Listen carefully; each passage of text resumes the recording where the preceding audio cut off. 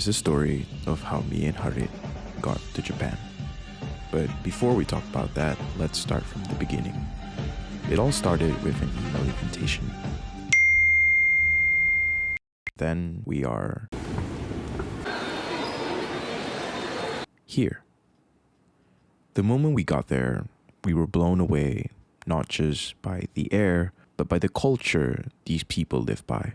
As simple as seeing them getting into an organized line to get inside of their bus, or a bunch of high school kids in their uniforms excited to head to the airport. Our van took us to our hotel, but before we did that, we took a few minutes in our short trip to see the city. This is the city I've read so much about as a child. This is BorakSpace trip to Tokyo, Japan.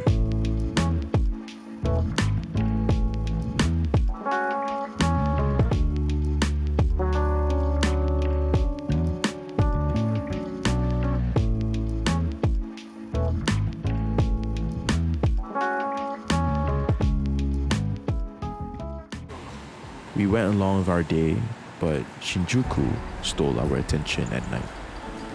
This city was just packed with people from all walks of life. Lights and busy traffic that shows you how the city of Shinjuku operates. Me and Hari couldn't stop admiring how the city was complemented, not just by the beautiful neon lights of each signboard, but also the people who seem to add an extra nuance to the nightlife. It seems that in Japan, every corner was just a great place to take a photo. May it be a street, a corner, or even an alley. You could just take out your camera and it would have blessed you with a picture that was just perfect to post on your socials. And to add a beautiful note on that, there were hardly any trash in sight. The city is so clean where the people don't litter. I was embarrassed to even throw my trash on the ground. Probably a horrible manner kind of thing, but these people inspire me to keep my trash in my pocket until I find a dustbin. If this was Malaysia, people would turn to deaf ears and just buat tak tahu je and throw their trash on the roadside. Japan, it's different. The people are modest, but kind in nature too. And what strikes me the most is a little bit of their fashion sense. The fashion is a little bit elegant, simple, and yet it manages to capture our attention.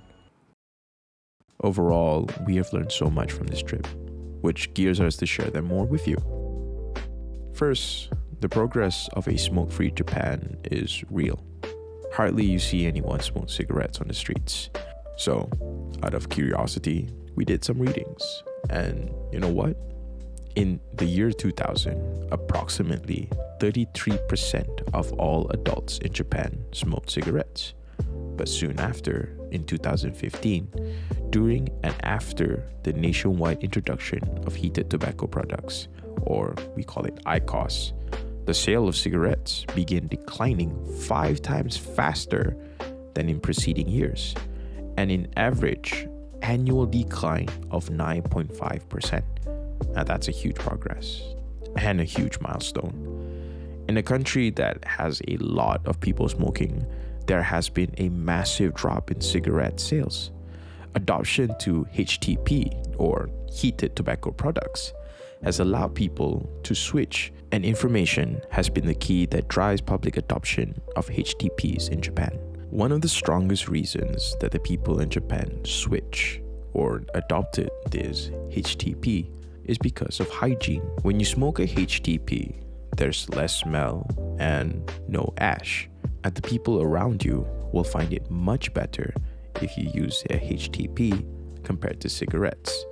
If you don't know, Japanese people do not like to trouble others, so it's important that the things they use don't kacau or disturb others.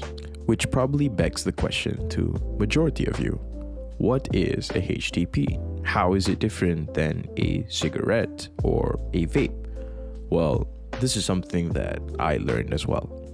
So, HTPs, or heated tobacco products, or IQOS, heats the tobacco sticks and do not burn them. And because there is no burning, it doesn't produce smoke, ash, or even smell. Instead, what it produces is aerosol. It's like boiling water using a kettle. The WAP, or the vapor, is aerosol.